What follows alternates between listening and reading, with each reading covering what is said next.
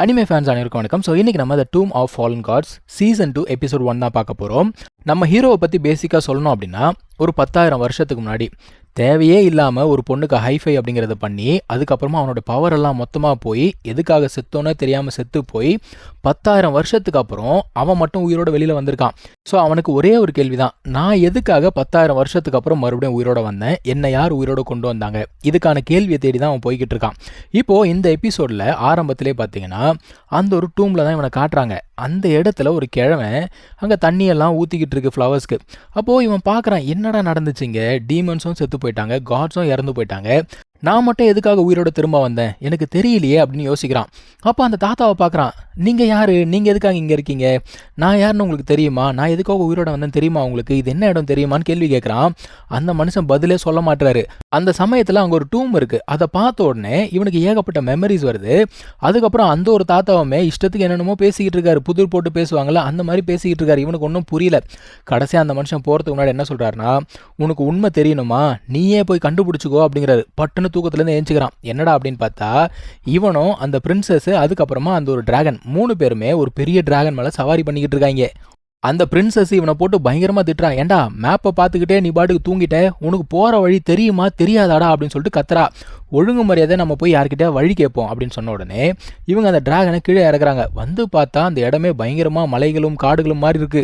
அந்த இடத்துல இந்த ஹார்பிக் அட்வர்டைஸ்மெண்ட்டில் பார்க்கறதுக்கே அருவருப்பாக ஒரு உருவம் வரும்ல, அந்த மாதிரி ஏதோ ஒன்று இருக்குங்க. அது என்ன பண்ணுது, ஒரு ஃபார்மேஷன் மாதிரி கிரியேட் பண்ணி இவங்கள உள்ளுக்குள்ளே ட்ராப் பண்ணிடுது. இந்த டிராகனால் வெளியில் போக முடியல. லிட்டலாக 3 பேரும் கீழே விழுந்திருப்பாங்க. இந்த டிராகன் தான் திரும்ப வந்து இவங்களை காப்பாற்றுது.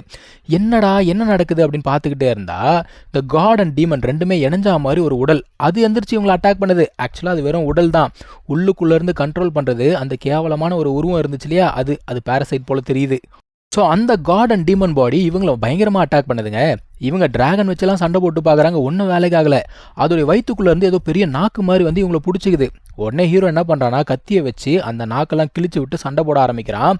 ஆனாலுமே அது அடங்குற மாதிரி தெரியலங்க. நம்ம ஹீரோ பார்க்குறான், அவனுடைய போ இருக்கு இல்லையா, அதை கையில் எடுத்துட்டான். அவன் என்ன சொல்கிறான்னா, இந்த காட்ஸ் அண்ட் டீமனுடைய காலெல்லாம் முடிஞ்சு போச்சு, போய் சேருன்னு சொல்லிட்டு அடிச்சு அடியில் அந்த ஒரு பேரசைட் செத்து போச்சு. இப்போ இந்த பாடி சுத்தமாக நகரவே இல்லை. இவங்களும் இங்கேருந்து கிளம்பி போக ஆரம்பிச்சிட்டாங்க.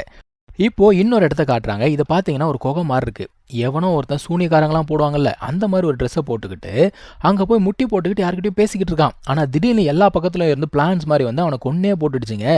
அதுக்கப்புறம் இன்னும் 2 பேர் உள்ளுக்குள்ளே வரானுங்க. அவனுங்க என்ன சொல்கிறானுங்க, என்ன இன்னைக்கு ஹைனஸ் ரொம்ப ஹாப்பியாக இருக்கீங்க போல இருக்குது அப்படிங்கிறானுங்க. அங்கே இருக்கிறது மனுஷன் மாதிரியே இல்லை, அது பார்த்தா மரத்தோட மரமாக ஒட்டிக்கிட்டு இருக்க மாதிரி இருக்குது. இப்போ வந்த 2 பேர் என்ன சொல்கிறாங்கன்னா, நாங்கள் வந்து சந்தோஷமான நியூஸ் எடுத்துகிட்டு வந்திருக்கோம் அப்படிங்கிறானுங்க. ஆனால் அந்த ஒரு உருவம் என்ன கேட்குது, சந்தோஷமான நியூஸா, என்ன சென்னானை கொண்டுட்டிங்களா, அவன் தலையை கொண்டு வந்திருக்கீங்களா, இல்லை அந்த போதான் கொண்டு வந்திருக்கீங்களா, உங்கள் கையில் அந்த 2த்தையுமே காணுமே அப்படின்னு சொல்லிட்டு கேட்குது. ஆக்சுவலாக நம்ம ஹீரோ கிட்ட வசமாக வாங்கி கட்டின ஒரு கேரக்டர் இது. இதை பற்றிலாம் முழுசாக நம்ம பேச வேண்டிய அவசியம் கிடையாது. இப்போ விஷயம் என்னென்னா, நம்ம ஹீரோ இருக்கக்கூடிய இடம் வந்து தெரிஞ்சு போச்சான். ஸோ உனக்கான ரிவெஞ்சு கண்டிப்பாக நாங்கள் எடுத்து கொடுக்குறோம் அப்படிங்கிறானுங்க. ஸோ நம்ம ஹீரோ வந்து பார்த்தீங்கன்னா தொடர்ந்து பறந்து போய்கிட்டே இருக்கான். பயப்புள்ளைக்கு மேப்பு சுத்தமாக படிக்க தெரில, எங்கெங்கோ பறந்துகிட்டு இருக்கு போல தெரியுது. அதை பற்றி தான் பேசிக்கிட்டு இருக்காங்க. இப்போது இவங்கள ஒரு கும்பல் நோட்டம் விட்டுக்கிட்டு இருக்கு. இவன் பறந்து போய்கிட்டே இருக்கும்பொழுது ஒரு பெரிய ஆரோங்க, அதை யூஸ் பண்ணி அட்டாக் பண்ணுறாங்க. அந்த ஒரு பெரிய டிராகன் இருக்கு இல்லையா, அந்த டிராகன் மேலே இந்த ஆரோ போய் குத்தி அது மேலே இருந்து அப்படியே கீழே விழுதுங்க. இவங்க 3 பேருமே செதறி விழுறாங்க. ஹீரோ எந்திரிச்சு பார்க்குறான், ஐயோ என்ன ஆச்சு அப்படின்னு சொல்லிட்டு பார்க்குறான். அந்த ஒரு பெரிய டிராகன் லிட்டரலாக சாகிற கண்டிஷனில் இருக்குது. இப்போ அந்த குட்டி டிராகன் இருக்கும்ல, அது பக்கத்தில் போன உடனே அதோடைய மொத்த எனர்ஜியுமே என்ன பண்ணுது, இந்த குட்டி டிராகனுக்கு ட்ரான்ஸ்ஃபர் பண்ணி விடுது. எனர்ஜினா எப்படின்னா, இப்போது ஒருத்தவங்க கொன்னாங்கல்ல, அதில் இருந்த அந்த ஈவில் எனர்ஜி பெரிய டிராகனுக்கு தெரியும். ஸோ பக்கத்தில் அவங்க இருந்தாங்கன்னா அதால் வந்து சென்ஸ் பண்ண முடியுமா. நம்ம ஹீரோ அப்படியே பார்க்குறான், அந்த ஆரோவை எடுத்து வச்சு பார்த்துக்கிட்டே இருந்தா திடீர்னு ஏதோ ஒரு பறவை வந்து அந்த ஆரோவை தூக்கிட்டு போயிடுமா. அப்படியே சுற்றி பார்த்துக்கிட்டே இருந்தா அங்கே பாலைவனத்தில் ஏதோ ஒரு சிட்டி இருக்க மாதிரி இருக்குது. ஆனால் நம்ம ஹீரோ என்ன சொல்கிறான், மேப்பில் இருக்க இன்ஃபர்மேஷன் படி பார்த்தா இந்த நியரஸ்ட் சிட்டி அப்படிங்கிறது 3 நாள் ட்ராவல் பண்ணி போனால் தான் வரும். இது சந்தேகமாக இருக்கே அப்படிங்கிறான். அந்த பொண்ணு என்ன சொல்கிறா, ஆமாம் நீ மேப்பு படித்த லட்சணம் தான் தெரியுமே, நீ ஒழுங்காக படிச்சிருந்தா நம்ம ஏன்டா இங்கே சுற்றிக்கிட்டு இருக்கோம் அப்படின்னு கேட்குறா. அந்த ஒரு டிராகன், குட்டி டிராகன் என்ன சொல்லுது, இந்த பேர் எனக்கு பசிக்குது, முதல்ல வயிற்றுக்கு சாப்பாட்டை போடணும், அப்போ தான் ரிவெஞ்ச் எடுக்க முடியும் அப்படிங்குது. ஏதோ ஒன்று வாங்கடா போய் பார்ப்போன்னு சொல்லிட்டு அந்த ஒரு சிட்டிக்கு போனால் அங்கே ஒருத்தன் இல்லைங்க, ஏதோ கோஸ்ட் டவுன் மாதிரி இருக்குது. எங்கேயோ ஒருத்தன் 2 பேர் தான் இருக்கான். இவங்களும் போய் பார்க்குறாங்க, என்ன ஒருத்தனையுமே காணுமே அப்படிங்கிறானுங்க. இந்த டிராகன் வேறு வாயை வச்சுட்டு சும்மா இல்லாமல் எனக்கு பசிக்குது, சாப்பிட எதுவும் கிடைக்காதா அப்படிங்குது. இந்த பொண்ணு என்ன சொல்கிறா, முதல்ல ஒரு ரூமை போடணும், இந்த மாதிரி வெளியில் உட்காந்து சாப்பிடுவாங்க அப்படின்னு சொல்லிட்டு அது பாட்டுக்கு நடந்து போய்கிட்டே இருக்குது. இப்போ திடீர்னு பார்த்தா அந்த பொண்ணு எங்கே போச்சுன்னே தெரில. நம்ம ஹீரோவும் பார்க்குறான், என்னடா நடக்குதுங்க அப்படின்னு பார்த்தா நிறைய காக்காலாம் இவங்களை வந்து வேவ் பார்க்குற மாதிரி உட்காந்துக்கிட்டு இருக்கு. ஹீரோவுக்கு தெரிஞ்சு போச்சு ஏதோ ஒரு பிரச்சனை இருக்குன்னு சொல்லிட்டு இந்த ஒரு டிராகனை தூக்கி தோளில் வச்சுக்கிட்டு அவனை நடந்து போய்கிட்டு இருக்கான். குட்டி சாத்தான் எங்கே போன நீ அப்படின்னு சொல்லிட்டு பின்னாடியே வந்துகிட்டு இருக்கான். அந்த பிரின்சஸ் இன்னொரு பக்கம் நடந்து போய்கிட்டு இருக்கா. அங்கே ஒரு குழந்தை அழக்கூடிய சத்தம் கேட்குதுங்க. என்னடா குழந்தை அழுதுன்னு சொல்லிட்டு இவ்வளோ கொஞ்சம் காஷியஸாக தான் போகிறா. இப்போ அந்த இடத்துல ஒரு அம்மா ஒரு குழந்தை 2 பேர் உட்காந்துட்டு இருக்காங்க. அவங்க என்ன சொல்கிறாங்க, இந்த மாதிரி நாங்கள் சாப்பிட்டு 3 நாள் ஆகுது, உன்னால் முடிஞ்சால் ஏதாவது தர்மம் பண்ணு அப்படிங்கிறாங்க. இவளுக்கு தான் இறக்க குணமாச்சே. சரிம்மா இந்த காசை வச்சுக்கோ, அதுக்கப்புறம் நான் பக்கத்தில் ரூம் பார்க்குறேன், நீயும் உன் குழந்தை என் கூட வா அப்படின்னு சொல்லி வாய மூடல. இங்கே இருக்கிறது குழந்தையும் கிடையாது, அது வந்து பார்த்தீங்கன்னா கஷ்டப்படுற பொம்பளையும் கிடையாது. இவளை வந்து வசியம் பண்ணிட்டாங்க. இன்னொரு பக்கத்தில் நம்ம ஹீரோ அந்த பிரின்சஸை தேடிக்கிட்டு இருக்கான். அப்போது ஒருத்தன் வரான்பா. அவன் பார்க்குறான், ப்ளூ சட்டை ரெட் கலரு, இவன் தான் சென்னான் போல இருக்கு. தம்பி நீ தான் சென்னானா அப்படின்னு சொல்லிட்டு கேட்குறான். இவன் அப்படியே பார்க்குறான், யாரா நீ அப்படின்னு கேட்டால், இல்லை அங்கே ஒரு பொண்ணு மொத்த ஹோட்டல் ரூமையும் புக் பண்ணிவிட்டு உனக்காக வெயிட் பண்ணிக்கிட்டு இருக்கு, கூட வா அப்படின்ன உடனே சரிப்பா நீ கூப்பிட்டு போ அப்படிங்கிறான். பின்னாடி போகும்போதே நம்ம ஹீரோக்கு தெரியுது ஏதோ ஒன்று தப்பாக இருக்குன்னு சொல்லிட்டு அவனும் ஃபாலோ பண்ணிட்டே போகிறான். அங்கே போன உடனே உள்ளுக்குள்ளே அந்த பொண்ணு கத்திக்கிட்டு இருக்கா, சீக்கிரம் சாப்பாடெல்லாம் ரெடி பண்ணுங்க, சுடு தண்ணி வைங்க, எங்களுக்குலாம் பசிக்குது அப்படின்னு சொல்லிக்கிட்டே இருக்கா. இவன் கிட்ட போகிறான், எது கத்திக்கிட்டு இருக்க, அமைதியா இரு அப்படிங்கிறான். பார்த்தா அது பிரின்சஸ் இல்லைங்க, அது அந்த சூனியக்கார பொம்பளை. இவனை கண்ட்ரோல் பண்ணலான்னு பார்க்குது. அந்த டிராகன் இருக்கு பாருங்க, ஜம்ப் பண்ணி அந்த பொம்பளை சரியான அடி அடிக்குதுங்க. அது மட்டும் இல்லாமல் இவனையும் வந்து செம்ம அடி அடிச்சு அந்த ஒரு கண்ட்ரோல் இந்த வெளியில் கொண்டு வருது. வெளியில் வந்த உடனே இவன் என்ன பண்ணுறான்னா ஜம்ப் பண்ணி போயிட்டு அந்த லேடியை செம்ம அடி அடிக்கிறான். இப்போ அங்கே நிறைய ஆட்கள் வேலை செஞ்சுட்டு இருந்தாங்கல்ல, அது யாருமே மனுஷன் கிடையாது, எல்லாமே லிட்டலாக வந்து பப்பட்ஸ் மாதிரி இருக்கு. அதையும் என்ன பண்ணுறான்னா அடித்து துவம்சம் பண்ணி விட்டுறான். ஆனால் இவங்களை வந்து நிறைய காக்கா வந்து சுத்து போடுது. அந்த டிராகன் என்ன சொல்லுது, டே நம்ம இங்கேருந்து போயிடலாண்டா அப்படின்னு சொல்லுது. அவன் என்ன சொல்கிறான், இங்கேருந்துலாம் போக முடியாது, அந்த ஒரு லேடி இருந்தால அவளோட ஃபார்மேஷனில் நம்ம மாட்டிக்கிட்டு இருக்கோம், வெயிட் பண்ணு அப்படிங்கிறான். இப்போ அந்த ஒரு லேடி சராமரியாக அட்டாக் பண்ணுறாப்பா. இவனை வந்து ஜம்ப் பண்ணி ஓடிக்கிட்டே இருக்கான்.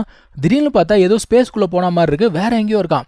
எங்கடா வந்திருக்கோம் அப்படின்னு சொல்லிட்டு யோசிச்சுக்கிட்டே இருக்கான். அப்போ அந்த டிராகன் கேட்குது, ஏண்டா ஒரு குரூப் ஆஃப் பீப்புள் பற்றி உனக்கு தெரியுமா, அவங்க காலெல்லாம் பிளேட்ஸாக இருக்குது, வாயெல்லாம் தச்சு இருக்குது, அந்த மாதிரி ஆட்களை பற்றி உனக்கு தெரியுமா அப்படின்னு சொல்லிட்டு கேட்குது. இவனா கேட்குறான், நீ ஏன் இவ்வளோ ஈவலாக யோசிக்கிற அப்படின்றான். நான் எங்கடா யோசித்தேன், பின்னாடி பாடுறா வந்து நிற்குது அப்படிங்குது. ஏது பின்னாடி நிற்குதா அப்படின்னு திரும்பி பார்த்தா அந்த மாதிரி பப்பட்ஸ் மாதிரி நிறைய நிற்குதுங்க. அதுவுமே வந்து பார்த்தீங்கன்னா சராமரியாக இவங்களை அட்டாக் பண்ண ஆரம்பிக்குது. ஆக்சுவலாக இதை கூட பார்த்தீங்கன்னா அந்த ஒரு லேடி தான் கண்ட்ரோல் பண்ணிக்கிட்டு இருக்கா. ஸோ இது எல்லாத்துக்கூடையும் சண்டை போட்டு நம்ம ஹீரோ சமாளிச்சுக்கிட்டே இருக்கான். ஆனால் திடீர்னு அந்த ஸ்பேஸ் அப்படிங்கிறது மாறிக்கிட்டே இருக்குது. இந்த டாக்டர் ஸ்ட்ரேஞ்சில் ஒரு மாதிரி மாறும் பார்த்தீங்களா, அந்த மாதிரி இவன் அந்த பில்டிங்க்கு மேலே ஓடுறானா, உள்ளுக்குள்ளே ஓடுறானா, சைடில் ஓடுறானா அப்படிங்கிறது இவனுக்கே தெரியல. ஓடும்போது வேறு நடுவில் சண்டை வேறு போட்டுக்கிட்டே இருக்கான். இப்படியே ஒரு இடத்துல போய் நிற்கிறான். நின்னா அந்த ஒரு லேடி மறுபடியும் பார்த்தீங்கன்னா அந்த பெரிய ஆரோ இருக்கு இல்லையா, அதை யூஸ் பண்ணி அட்டாக் பண்ணுறா. இவன் வந்து ஷீல்டு போட்டு தடுத்தா கூட அந்த ஆரோவோட ஃபோர்ஸில் அவன் செவுத்தெல்லாம் உடச்சிக்கிட்டு போகிறான். அந்த இடத்துல தான் பிரின்சஸையும் கட்டி போட்டு வச்சிருக்க அந்த சூனியக்காரி. இந்த குட்டி டிராகன் என்ன பண்ணுது, அவளை கழட்டி விடலாம் அப்படின்னு பார்க்குது. அப்போ அந்த ஒரு சூனியக்காரி மறுபடியும் அட்டாக் பண்ணுற மாதிரி வரா. நம்ம ஹீரோ என்ன சொல்கிறான், இங்கே பாரு அவளை விட்டுரு அப்புறம் பார்த்துக்கலாம் அப்படிங்கிறான். அந்த டிராகன் ஓடி போச்சு. இப்போது இவன் என்ன பண்ணுறான், இவனோட போவை எடுத்து குறி பார்க்குறான். அந்த டைமில் இந்த பிரின்சஸ் வந்து அட்டாக் பண்ணுவாளா. ஆக்சுவலாக அவள் வந்து மைண்ட் கண்ட்ரோலில் இருக்கா, அது நம்ம ஹீரோவுக்கு தெரியும். அதனால தான் அவன் இதை பண்ணான். ஸோ அவளுக்கு ஒரு அடியை போட்டு மயக்கி தூரமாக வச்சுட்டு இப்போ அந்த போவை யூஸ் பண்ணி அட்டாக் பண்ணுறான்பா. அடித்த அடியில் அந்த ஆரோலாம் உடஞ்சி போய் அதே போவை யூஸ் பண்ணி அவன் என்ன பண்ணுறான், சுற்றி இருக்க எல்லாரையுமே முடிச்சு விட்டுறான். ஆனால் அந்த ஒரு லேடி அங்கேருந்து எஸ்கேப் ஆகி போயிட்டா. இப்போ இவன் என்ன தெரியுமா பண்ணுறான், அவள் அட்டாக் பண்ண அந்த ஆரோ இருக்குல்ல, அதை எடுத்து குட்டி டிராகன் கிட்ட கொடுக்குறான். அது என்ன நினச்சிக்கிச்சு, அக்குபஞ்சர் பண்ண சொல்கிறான் போல தெரியுது. நினச்சிக்கிட்டே, டேய் இதெல்லாம் யூஸ் பண்ணி அக்குபஞ்சர் பண்ண முடியாதரா, குட்டி நீடலாக வேணும் அப்படிங்குது. அட பாவி, நான் அதுக்காக கொடுத்தேன்.